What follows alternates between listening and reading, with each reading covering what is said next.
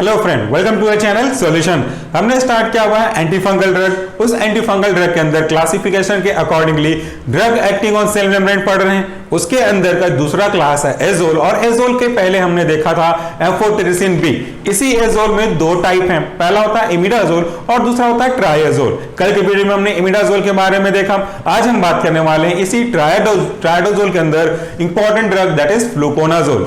ये जो फ्लुकोनाजोल है बहुत ही इंपॉर्टेंट एंटी फंगल ड्रग के रूप में यूज होते हैं। इनका जो स्पेक्ट्रम है वो काफी अच्छा है। डिफरेंट तरह के फंगल के द्वारा होने वाले इंफेक्शन से ठीक करने में ये टैबलेट बहुत ही मदद करते हैं, क्योंकि ये ओरल रूट से भी दिए जा सकते हैं, इसलिए ये ज्यादा इफेक्टिव होते हैं। एक से ज्यादा तरीके के फंगल उनसे होने वाले इंफेक्शन को ठीक करने में ये अच्छा पार्ट प्ले करते हैं, इसीलिए इनको कई चीजों के लिए ड्रग ऑफ चॉइस में भी इंक्लूड किया गया है, जिसको आप इस वीडियो के लास्ट में एक पावर पॉइंट स्लाइड के रूप में देख सकते हैं। तो चलिए शुरू करते हैं हमारा आज का टॉपिक, जिसमें हम बात करेंगे इसी फ्लुकोनाजोल के बारे में। सबसे पहले इनके क्लासिफिकेशन के बारे में जान लेते हैं। तो ये जो फ्लुकोनाजोल है ये आपके ट्राइएजोल के अंदर इंक्लूड किए जाते हैं। ट्राइएजोल के अंदर के इंपॉर्टेंट एग्जांपल हमने ऑलरेडी अपलोड किए हैं, वो भी आप देख सकते हैं। इसके साथ साथ ये ऐसे ड्रग की क्लासिफिकेशन है जो सेल मेम्ब्रेन को अफेक्ट करके अपना एंटी फंगल ड्रग का इफेक्ट शो करते हैं। Now what is the meaning of this line? देखिए, सेल मेम्ब्रेन बहुत ही इंपॉर्टेंट है,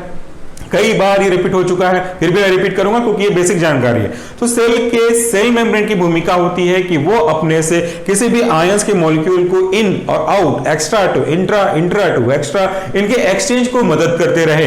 ये सेल मेम्ब्रेन बहुत ही इंपॉर्टेंट है, और इनके बनने के लिए जो रिस्पॉन्सिबल है आपका वो है अर्गोस्ट्रॉल, जो एक टाइप है स्ट्रॉल का, specifically with reference to fungal cell membrane. ये जो अर्गोस्ट्रॉल है ये बनेगा तो जाकर के सेल मेम्ब्रेन बनेगा। तो हमारे जो आपके ऐसे ड्रग हैं एजोल कैटेगरी को बिलोंग करने वाले, चाहे वो इमिडाजोल हो चाहे वो ट्राइएजोल हो, वो इसी सेल मेम्ब्रेन के बनने के प्रोसेस को अफेक्ट करते हैं बाय द डिफरेंट एंजाइम को अफेक्ट करते हुए। तो ये तो उनकी क्लास की जानकारी हो गई, जिसको हमने ऑलरेडी डिस्कस किया हुआ है। एनिमेशन भी आप देख सकते हैं, उसके ऊपर हमने हैज मार्क भी लगाया हुआ है। आगे देखते हैं, जो फ्लुकोनाजोल है वो हाइड्रोफिलिक है, यानी कि वाटर सॉल्युबल ड्रग है, हाइड्रोफिलिक है, और साथ साथ it is available in oral and IV. इनका जो रूट ऑफ ड्रग एडमिनिस्ट्रेशन है इसके अकॉर्डिंगली अगर हम देखना चाहें तो ओरल रूट से भी दे सकते हैं और इंट्रावीनस रूट से भी इनको एडमिनिस्टर कर सकते हैं। अभी मैंने आपको ओरल का एग्जांपल दिया, जो एक फ्लुकोनाजोल का टैबलेट है, और मोस्ट कॉमनली 150 mg के आसपास मिलते हैं depending upon the different need. तो जो मैंने सैंपल लिया वो इस mg का था। इसके बाद देखिए, it is highly water soluble. One of the most important line ये कह रहा है कि वाटर सॉल्युबल है, और हाईली वाटर सॉल्युबल होने के कारण से इसकी जो इफिकेसी है वो भी अच्छी होगी, और साथ साथ इनका जो स्पेक्ट्रम है वो भी अच्छा होगा, और इनकी बायोअवेलेबिलिटी भी अच्छी होगी।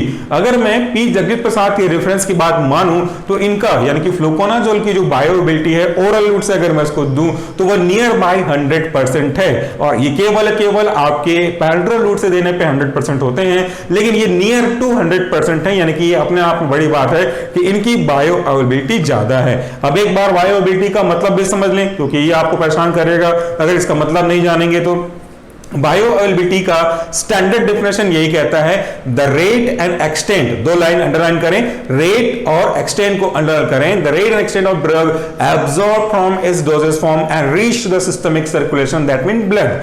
तो कोई सा ड्रग किसी दिए गए रूट से लेने के बाद कितने देर में और कितना अमाउंट में, दोनों देर मतलब टाइम के करस्पॉन्डिंग यानी कि रेट, और एक्सटेंट मतलब अमाउंट क्वांटिटी के केस में कितना रेट में कितना एक्सटेंट के साथ ये आपके ब्लड में पहुंचता है, इसी की स्टडी को हम कहते हैं बायोअवेलेबिलिटी। और इसकी यानी कि फ्लुकोनाजोल की जो बायोअवेलेबिलिटी है as per P Jagdeep Prasad about to 100% है। सो देखिए, it is highly water soluble having widest therapeutic index. Now एक और टर्म आ गया, इसके पास हाईएस्ट थेराप्यूटिक इंडेक्स होता है। What is the meaning of highest therapeutic index? Therapeutic index जिसका जितना अच्छा होगा वो उतना ही सेफ कंसीडर किया जाता है। थेराप्यूटिक इंडेक्स के ऊपर हमने पूरा एक लेक्चर क्लासेस अपलोड किए हैं, सो अगर आप इसके अपने बेसिक को क्लियर करना चाहते हैं तो वो आप देख सकते हैं, इसी वीडियो में सर्च कर सकते हैं। Basically it is a ratio of LD50 and ED50, जिसके हिसाब से हम उसको फिगर आउट करते हैं कि कितना सेफ है, कितना मार्जिन उसका सेफ जा रहा है, ये कहलाता है थेराप्यूटिक इंडेक्स। जरूर देखिएगा वीडियो, जो बहुत काम का है। उसके बाद हम बात करते हैं अगले point, it is absorption not affected by gastric pH. इसके पहले जो हमने एजोल का ड्रग देखा था उसमें आपने देखा कि इसके जो एक्शन थे बिकॉज ऑफ एब्जॉर्प्शन वो फूड और लो पीएच पे, एसिडिक पीएच पे अच्छा हो रहा था। लेकिन यहां पे जो हमारा फ्लूकोनाजोल है विच इज एग्जांपल ऑफ ट्रायाजोल, ये इस पीएच पे अफेक्ट नहीं करते या इनके एक्शन पे पीएच का कोई फर्क नहीं पड़ता। They it's absorption is not dependent और not influenced by such kind of situation. ये एक अपने आप में अलग बात हो गई। दूसरा, एक्सीलेंट सीएसएफ पेनिट्रेशन, ये भी अंडरलाइन करना चाहिए हमको। सेरेब्रोस्पाइनल फ्लूइड में इनका जो पेनिट्रेशन है वो काफी अच्छा है और इसके सीएसएफ में पेनिट्रेशन की वजह से make it easier and make it drug of choice for systemic candidiasis and cryptococcal meningitis. जो मैं आपसे शुरू में कह रहा था, ये पॉइंट आप आगे वाले समय में इस व्हाइट बोर्ड सेक्शन के बाद इनके साथ में एक आपको मैं स्लाइड लगाऊंगा, उसमें देख सकते हैं।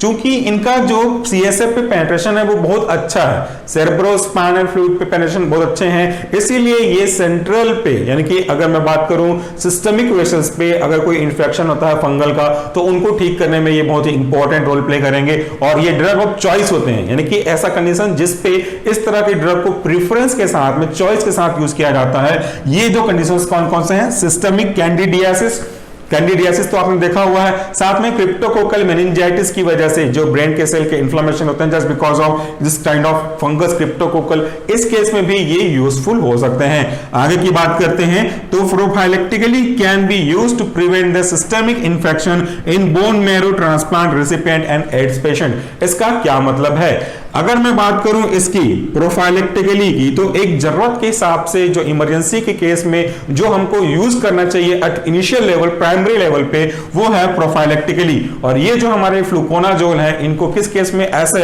प्रोफाइलेक्टिकली यूज करना चाहिए? ऐसे पेशेंट को जो कि सिस्टमिक इंफेक्शन को फेस कर रहा हो, अगर उसको बोन मैरो का ट्रांसप्लांट करके आया हुआ हो। बोन मैरो ट्रांसप्लांट रेसिपिएंट का मतलब है कि ऐसा पेशेंट या ऐसा पर्सन जिसने हाल ही में अपने बोन मैरो को ट्रांसप्लांट कराया हो, तो उसमें होने वाले फंगल इन्फेक्शन की संभावनाओं के कारण से जो प्रॉब्लम होगी, इसको ठीक करने के लिए हम फ्लूकोनाजोल को तुरंत यूज कर सकते हैं। साथ ही साथ ऐसे पेशेंट जो कि एड्स के कारण से कुछ और इम्यूनोसप्रेशन की एक्टिविटी को झेल रहे हैं, इम्यूनो डिफिशियंसी को फेस कर रहे हैं, उनके साथ साथ साइमल्टेनियसली पैरेलली अगर इस तरह के कोई सीवियर फंगल इन्फेक्शन होते हैं तो भी हम इनको ठीक करने के लिए इस एड्स पेशेंट के साथ ये ड्रग को यूज कर सकते हैं। तो आगे बढ़ते हैं इसी के साथ, that is adverse drug effect. अगर मैं फ्लूकोनाजोल के बारे में बात करता हूं तो दो चीजों को जानना जरूरी है। एज पर द डिफरेंट बुक, सब में एक बात कॉमन है, चाहे वो के डी त्रिपाठी हो, पद्मजा उदय कुमार हो या पी जगदीश प्रसाद हो, तीनों में एक बात को क्लियरली कहा गया है कि इसका थेराप्यूटिक इंडेक्स जो मैंने शुरू से कहा है वो काफी अच्छा है। और इसी कारण से मैंने कहा कि ये जो टॉपिक है थेराप्यूटिक इंडेक्स, ये जानना मस्ट है। इसलिए आप चाहें, नॉट कंपल्सरी, तो आप पुराना वीडियो देख सकते हैं। इसी एक एक्टिविटी की वजह से इनके जो साइड इफेक्ट है वो बहुत ही कम के आसपास है, ये सेफ कंसिडर किए गए हैं। तो देखिए फिर भी कुछ तो बेसिक साइड इफेक्ट देखने को मिलते ही हैं। तो ये जो आपके साइड इफेक्ट कम एडवर्स इफेक्ट है जो डोज के अकॉर्डिंगली चेंज हो सकते हैं, ये है gastrointestinal discomfort, skin rashes, not more. आगे जो लिखा है वो इसी बात को दिखा रहा है कि these are therapeutic index high है। क्या कहें? गैस्ट्रोइंटेस्टाइनल डिस्कंफर्ट, आपके जीआईटी पार्ट में थोड़ा बहुत डिस्कंफर्ट हो सकता है, that's usual with many kind of drug. साथ साथ स्किन की रैशेस भी देखने को मिल सकते हैं। अगर मैं बात करूं इनके रेजिस्टेंस की, तो ये एक ऐसा कंडीशन है जिसको आपने कीमोथेरेपी ऑफ एंटीमाइक्रोबियल ड्रग में कई बार देखा हुआ है। रेजिस्टेंस कहने का मतलब एक ऐसा सिचुएशन है, ऐसी अवस्था है जिसपे कोई भी ड्रग, इस लिए गए ड्रग को ठीक करने में, इस लिए गए ड्रग के ठीक करने की एक्टिविटी में अपने आप को बचाने के लिए बैक्टीरिया हो, फंगल हो या कोई और ऑर्गेनिज्म हो, कुछ ना कुछ ट्रायल करते रहता है। तो आज के फ्लूकोनाजोल के करस्पॉन्डिंग अगर मैं ड्रग रेजिस्टेंस की बात करूं तो ये जो फंगल हैं जो किसी भी व्यक्ति के अंदर डेवलप कर रहे होंगे, वो अपने आप को इस फ्लूकोनाजोल से बचाने के लिए अपने में क्या क्या चेंजेस करें ताकि वो बच जाए, इसी को हम कहते हैं आपका ड्रग रेजिस्टेंस। तो बेसिकली ये म्यूटेशन कॉज करते हैं, sudden change in genetic sequence और characteristic features of genetics, is simply considered as a mutation. तो ये आपके जो फंगल सेल हैं वो अपने साइटोक्रोम P450 एंजाइम के ऊपर एक म्यूटेशन कॉज करेंगे, क्योंकि हमारे जो ड्रग हैं वो इसी साइटोक्रोम P450 को अफेक्ट करके इसके मेम्ब्रेन के बनने के प्रोसेस को अफेक्ट करते हैं बाय अफेक्टिंग द एर्गोस्टाल सिंथेसिस, जिसका एनिमेशन आपने देखा है एजोल का। अगर नहीं देखा तो दोबारा देख लें क्योंकि बहुत कॉन्सेप्ट क्लियर करने का है। साथ साथ ये जो कुछ ऐसे कंडीशंस डेवलप करते हैं जिसमें वो ड्रग जो हम उसको देते हैं वो उनको इफ्लक्स कर देते हैं। इसका भी मैंने समझाया हुआ है आपको कीमोथेरेपी ऑफ एंटीबायोटिक के केस में एग्जांपल लाइव दिखा करके कैसे उसको बाहर फेंक देते हैं ड्रग को, वो आप वहां से समझ सकते हैं। इसके बाद इनके यूज के बारे में बात करते हैं तो इनका यूज कुछ मैं यहां पे आपको डिनोट कर रहा हूं और कुछ और कंडीशंस जहां पे इनको ड्रग ऑफ चॉइस कंसीडर किया गया है, इसका आप स्लाइड देख पाएंगे। सो ये जो यूज है उनमें से पहला है cryptococcal infection. Cryptococcal infection that means infection caused by such kind of fungus. उसके अंदर जो हम इसको यूज करते हैं तो उसमें पहला जो हम ट्रीटमेंट करेंगे वो होगा एम्फोटेरिसिन बी के साथ। अगर उस एम्फोटेरिसिन बी को यूज करने के बाद भी इस तरह के क्रिप्टोकोकल इन्फेक्शन ठीक नहीं होते, then only after that initial treatment of amphotericin B we will go for the treatment of fluconazole. उसके ट्रीट के कम करने की वजह से हम उसके बाद पे जाएंगे। दूसरा है कैंडिडियासिस। ये जो कैंडिडियासिस है वो आपने कई बार देखा, ये मेल के जेनिटल पार्ट में, फीमेल के जेनिटल पार्ट में, बॉडी के दूसरे पार्ट में भी इंफेक्शन कॉज कर सकते हैं। तो इन कैंडिडिया की वजह से जो होने वाले इंफेक्शन है कैंडिडियासिस, इनको ठीक करने में मदद करते हैं। और खासकर अगर आप पार्ट की बात करें तो ओरोफेरेंजियल, ओरलोफेरेंजियल पार्ट और इसोफेगल कैंडिडियासिस, इसोफेगल के पार्ट में जो कैंडिडियासिस होगा इसको ठीक करने में ये मदद करते हैं। इसके बाद देखिए अदर फंगल इंफेक्शन, इनके अलावा जो और कुछ अदर टाइप के फंगल इन्फेक्शन होंगे उनमें टीनिया इन्फेक्शन एक इंपॉर्टेंट है, इसको भी ये ठीक करने का काम करते हैं। साथ साथ लेशमियानिसिस की बात करें तो यहां पे एक लाइन एक अलग वर्ड लिखा हुआ है, ये आपके जनरल नॉलेज के पॉइंट ऑफ व्यू से भी इंपॉर्टेंट है।